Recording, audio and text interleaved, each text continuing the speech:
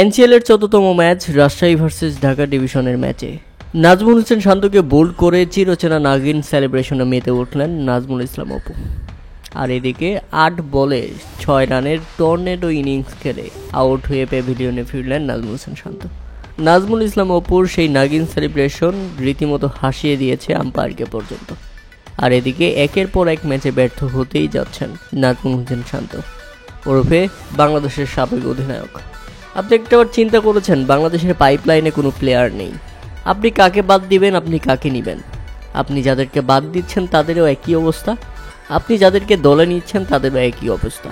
Bangladesh cricket মূলত রীতিমতো শেষ হয়ে গেছে, যার কোনো উত্থান নেই, আমরা শুধু পতন দেখতে পাচ্ছি। কেউই সুবিধা মতো পারফর্ম করতে পারছে না, কেউই প্রত্যাশা অনুযায়ী ঘুরে দাঁড়াতে পারছে না। বাংলাদেশ দলকে সামনে নিয়ে যাবে তো দূরের কথা, বাংলাদেশ দলকে নিচে টেনে নামাচ্ছে সবাই।